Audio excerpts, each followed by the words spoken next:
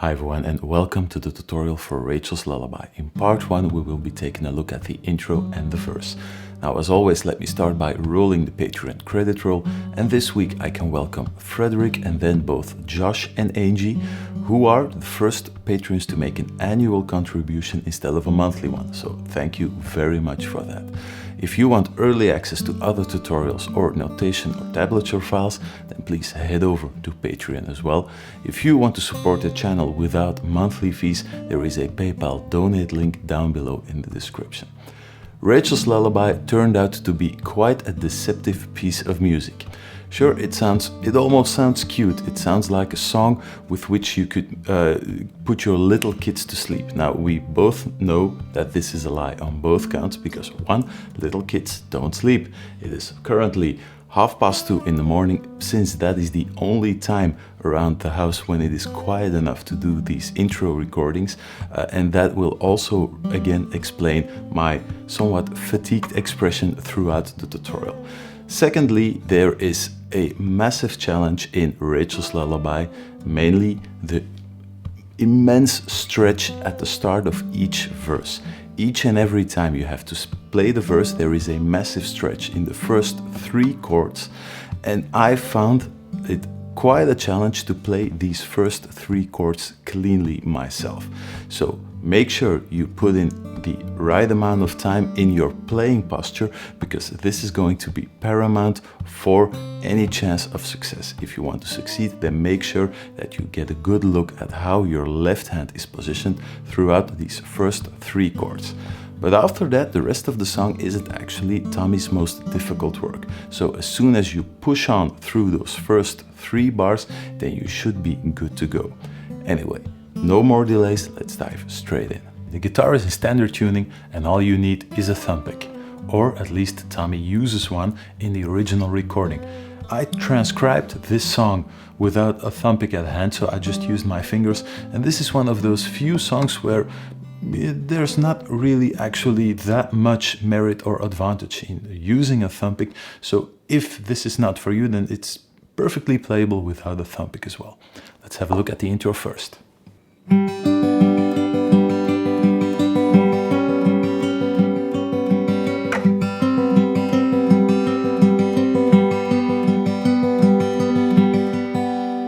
Easy enough, so not one of Tommy's hardest intros. I used Tommy's fingering right now. The picking pattern is the same thing all the way through. You use the thumb on the A string, then the index finger on the G string, thumb on the D string, middle finger on the B string. Using the first chord, 10th fret with the index finger on the A string, then 12th fret with the ring finger on the D string, and then you need 2 open strings, the G string and the B string. So thumb, index, thumb, middle finger. The thumb and the index finger are the same note, exactly the same pitch. Thumb, index, thumb, middle, thumb, index, thumb, middle. This picking pattern continues throughout the whole intro, doesn't change a single time, and Tommy goes through these chords. So index finger, ring finger, we already saw that, 10th fret and 12th fret, then to the middle finger on the D string on the 11th fret. The 10th fret will remain the same throughout the whole intro, but now we're swapping to the middle finger and the ring finger. Tommy uses the ring finger and the pinky, probably because this just gives him a little bit more room, both on the 10th fret, and then moving to the middle finger on the 9th fret on the D string. So the 10th fret on the A string remains the same throughout the whole intro, and this one drops down chromatically from the 12th fret with the ring finger to the 11th fret with the middle finger, to the 10th fret with the pinky, and then to the 9th fret with the middle finger. Let me play that back to back using the picking pattern I just described.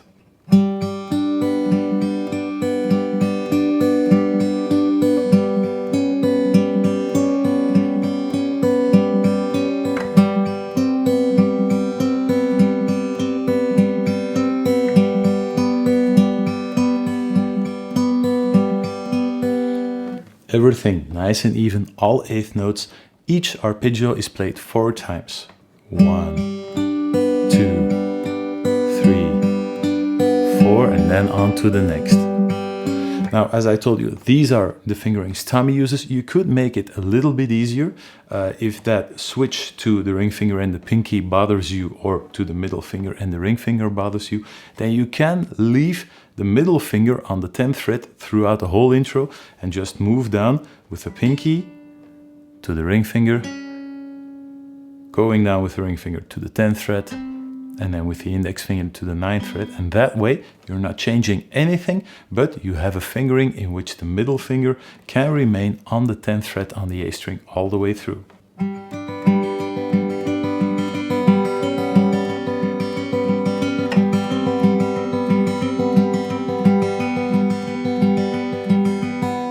My guess is that Tommy's fingers are a bit too wide for this chord shape. That's why he opts for this one instead of doing this. And that is what will probably make using this fingering going down, using the middle finger on the bass string, maybe just a bit awkward for him, because this is actually easier than the original fingering, and you're not changing anything. The exact same notes, the exact same technique. That was the intro. Let me play it one more time for you, really slowly, using the original fingerings. Then we're diving straight into the verse.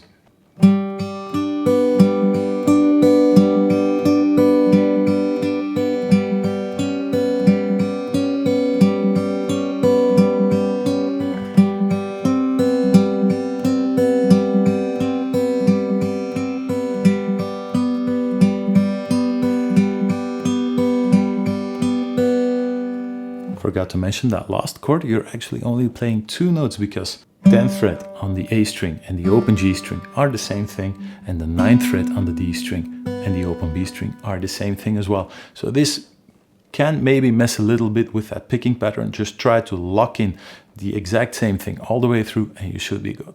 Also note, I'm playing really lightly. It's a lullaby, not a hardcore rock song. There is no muting on the bass string. You're just plucking everything really, really lightly. Don't dig in too hard, especially with a thumb pick. That was the easy part. Now on to the real challenge of the song, which is the verse. I'm going to play through it all the way, then the explanation will follow.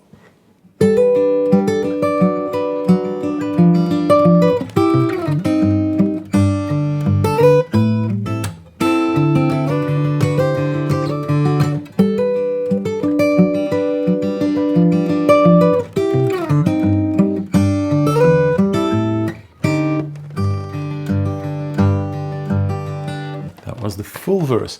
Now the real challenge of the song lies in the first 3 bars of the verse, or at least the first 3 chords of the verse. Let's have a look at those. You're starting on a G chord, but you can't use a bar because we have to use an open G string, or we need access to an open G string right away.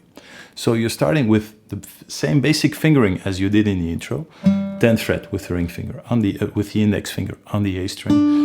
12th fret with the ring finger on the D string, then an open G string, then the middle finger on the 10th fret of the B string. This will already feel weird for some people. And then you have to hammer on with the pinky to the 12th fret on the B string. That's not an easy chord to start with, especially because a lot of the times you will be coming down from the 3rd fret, moving up and having to start in that chord right away. After the intro, it's a bit easier because you're still situated somewhat around the 10th fret, but in most of the verses you'll actually be coming from down the neck. You have to grab this chord instantly, which is not easy. Let's have a look first at how the picking pattern goes. Straight away with a hammer on. So you play the bass note on the A string and the 10th fret on the B string together, hammering on with the pinky to the 12th fret on the B string. Followed straight away by a bass note on the D string. So you initiate the hammer on the beat together. Those 2 notes, then hammering on with the pinky. Back to the G bass note on the A string,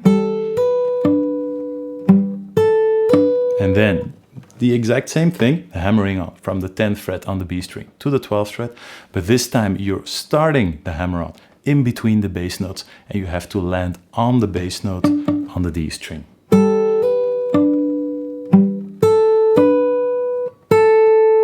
So that last hammer-on, as you play the hammer-on, as you land on the note, the thumb pick should play the D bass note at the exact same moment. So the first time you start on the bass note, and the second time you land on the bass note.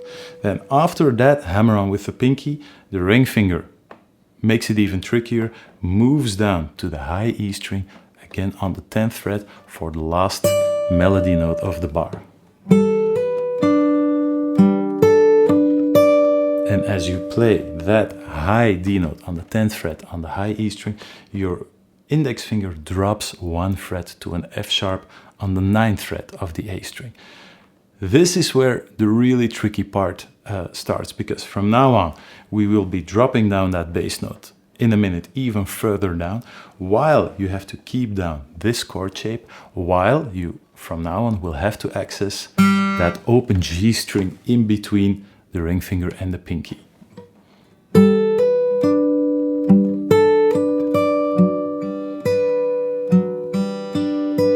And you might notice this, I'm playing those fills in between the melody really, really softly. That G string, it's almost brushing, it's not even plucking, it's really, really light. I think Tommy adds in that G string to give the song a bit more of an even rhythmic flow, instead of just the more driving thumb pick boom chick alternating bass line. That open G string in between sort of gives the song a softer flow, but it is hard to get it out because of that fingering. So this fingering stays the same, 10th fret, 12th fret, 12th fret, and as you drop down, 3, 4, you play thumb, index finger on that open G string, and then the middle finger and the thumb at the same time, plucking those 2 strings at the 12th fret. 3, 4. And the second part of the bar is the same picking pattern as we did in the intro. Thumb, index finger, thumb, middle finger. Thumb on the A string, index finger on the G string, thumb on the D string, index finger, a middle finger on the B string. Those 2 bars back to back.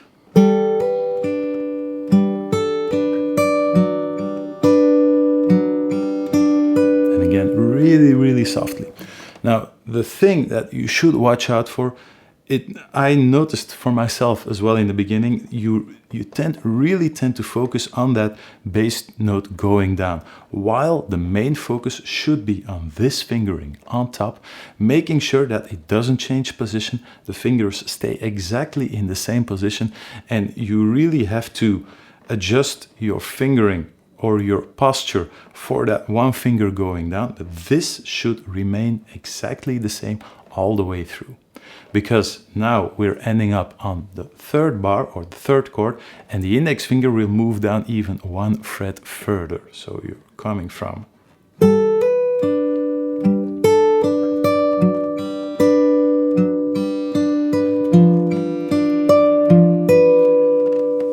we're not changing anything else up here, no hammer-ons, no pull-offs, luckily, but the bass note will drop down 1 fret further to the 8th fret.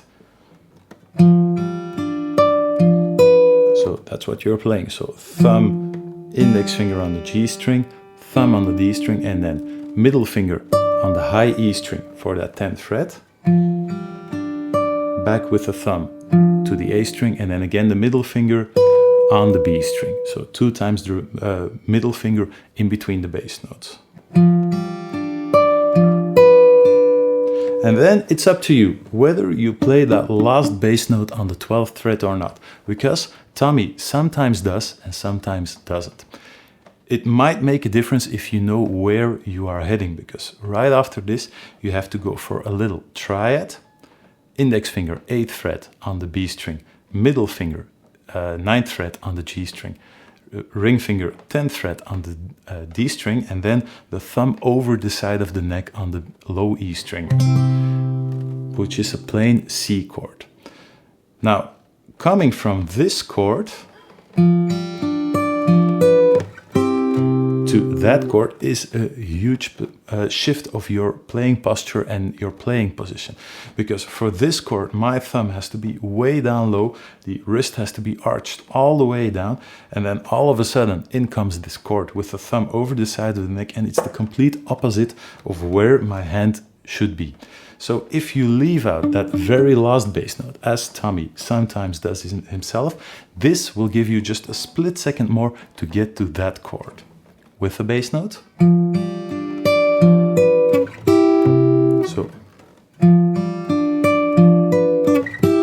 So that was with that last D bass note included, now without. And it just gives you a little bit more time, and in the flow of the song it just passes by. Tommy does this as well in several of his live versions. This is the main challenge of this song, is those first 3 bars, because not only are the chord shapes difficult, it is also a challenge to end up on that first chord every time you have to repeat the verse. One thing I would watch out for, what made a huge difference for me, is always make sure that both the index finger and the ring finger are firmly placed on the frets before trying to initiate that hammer on. Some people would or I wouldn't even fault them for trying to play it like this and then adding in the ring finger. It never works with that open G string, and I often found that if I wanted to hammer down that pinky, the ring finger would follow, and the pinky would really lack accuracy in landing straight on that 12th fret on the B string. So make sure you got these 3 fingers down firmly before initiating the hammer on. Each time you have to repeat the verse. Let me play those 3 bars back to back, and then we're taking a look at the rest of the verse. The next bar is a bit of a challenge because of a combination of different techniques, and then everything that follows is easier than these 3 first chords. Here we go.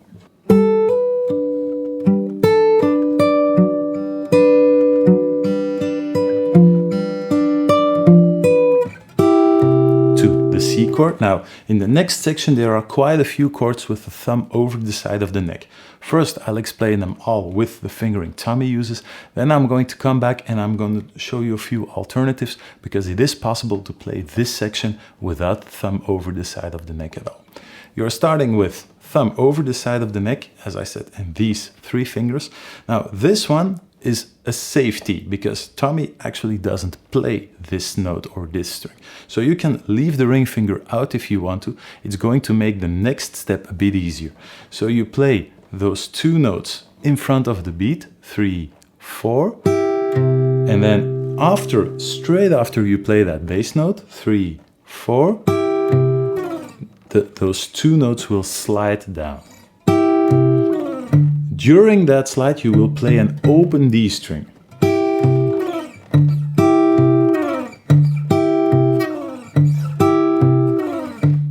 That's the move you should make. And then when you end up down below, you have to swap the fingering to this, which is middle finger on the 4th fret of the B string, pinky and ring finger both on the 5th fret on the G and B strings, and then the thumb over the side of the neck on the low E string, 3rd fret.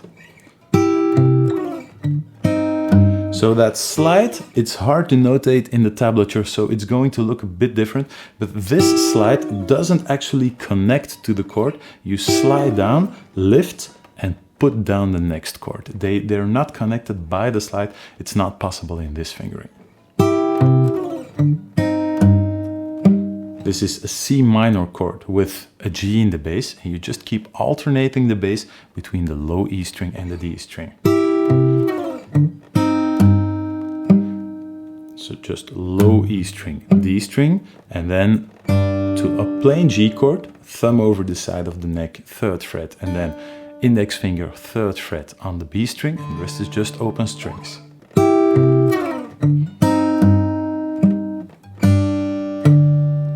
And you're just alternating this bar, a full bar between the G and the low G note on the E string and the open D string.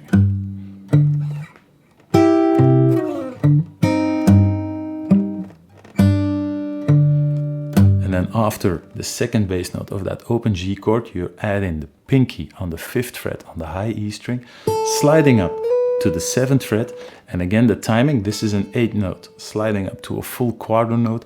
As you arrive on the 7th fret, you should play the open D bass string at the same time. So as you... And also make sure this 5th fret is a full 8th note. It's no embellishment.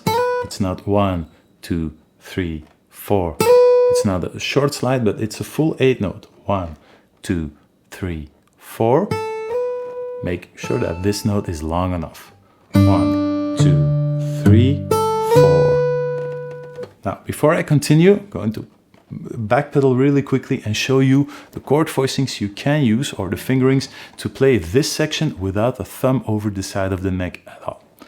Instead of starting with thumb, index finger, middle finger, you should start with the index finger down below on the low E string, and then replacing the fingering up top with the middle finger and the ring finger. Same thing to that open D string, and then to a full bar across the 3rd fret, spanning all 6 strings, adding in, like you would play a normal C minor chord with a root on the 5th string, only the bar spans 6 strings because you need that low G bass string. To just a plain open G chord using the index finger and the middle finger. Same thing, just as you play that open D string, you slide up to the 7th fret. So with the thumb.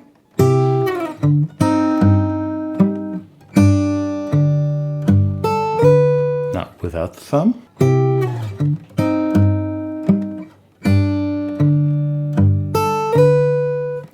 Exact same thing, exact same notes, exact same techniques. We're not changing anything, only avoiding the thumb over the side of the neck for those of you with smaller hands who really struggle to do that. We're closing down the first section of the verse. We're landing on that bar at the 5th fret across 4 strings from the D string to the high E string. Bass note on the D string.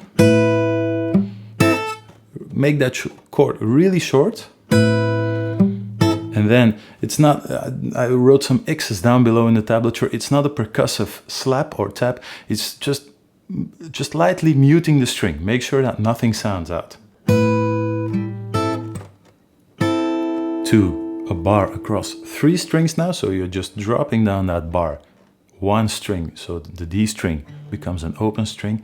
Play the chord in front of the beat and then adding in an open D bass note. And now we're moving up the neck in little triad shapes from the 5th fret, moving up the bar to the 7th fret, and from the 7th fret to the 8th fret, and we're adding in the middle finger on the 9th fret, giving you, if you count this or explain this in simple chord voicings, from an A minor triad to a B minor triad to a C triad, and we move up this even 2 frets further to a D triad. All the way with an open bass string underneath, and the picking pattern is the exact same thing every time. Thumb, separate note on the G string, and then a soft strum, and not even strumming is the right word. It's more like brushing. It's really, really softly, 1 strum going down and 1 strum going up. And then as you strum upward, it's only the index finger. The strum going upward is always coupled with the change to the next triad. So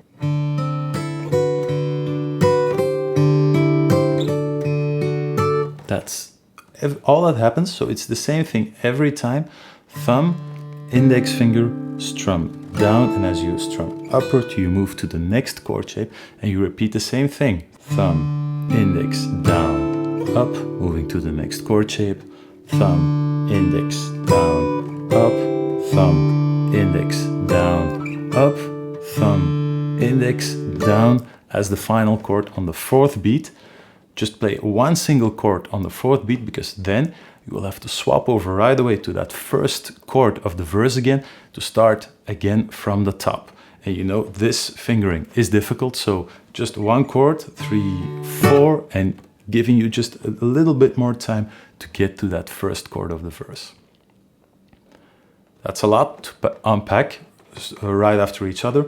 I'm going to play what we have up until this point really slowly so you can have a good look. And then the good news is most of the song, at least the verses, are all repetition. There is no added difficulty as you repeat each and every verse. There is one little fill Tommy sometimes plays. I'll explain that in the second verse. Here we go. First, what we have up until this point.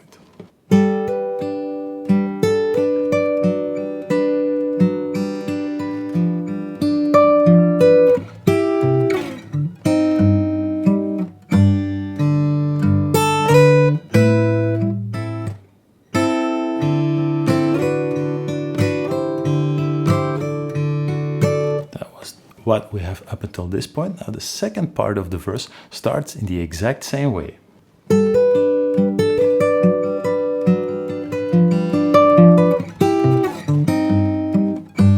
Up until this point everything is the exact same thing. Now things will change.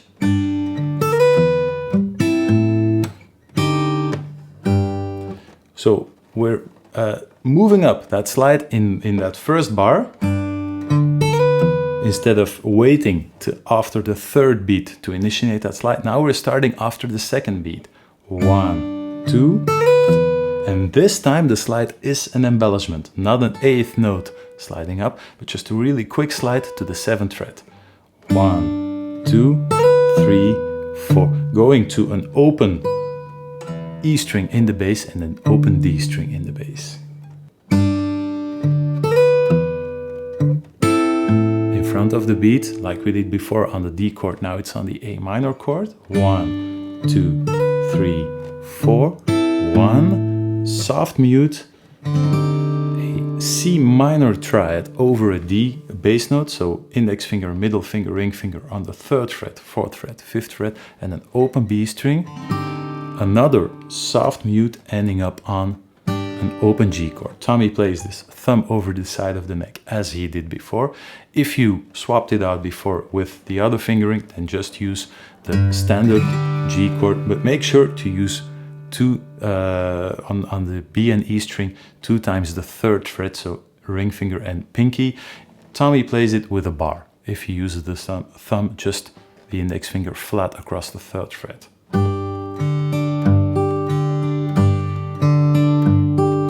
He repeats that bar 2 times.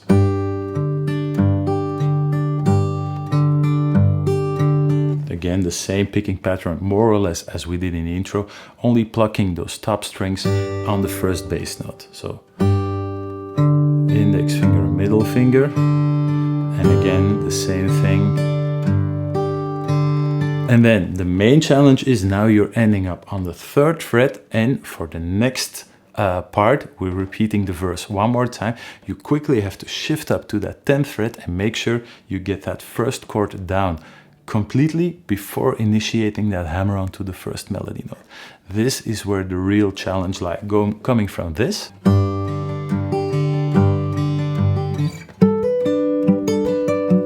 And as you can see, the first thing I'm aiming for is these 3 fingers before addressing anything else.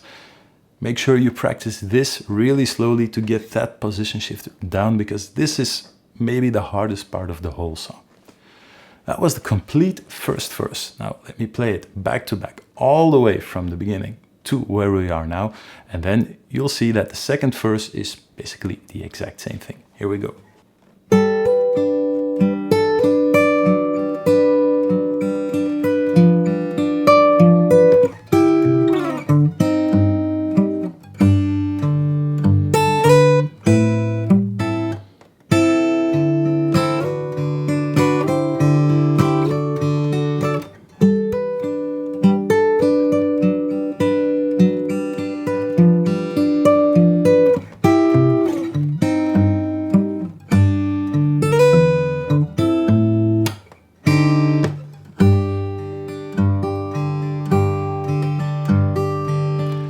The end of the first verse seems like a good place to conclude part 1 of the tutorial. Next week I'll be releasing part 2, in which we will be covering the chorus, the bridge, as well as the ending. See you there.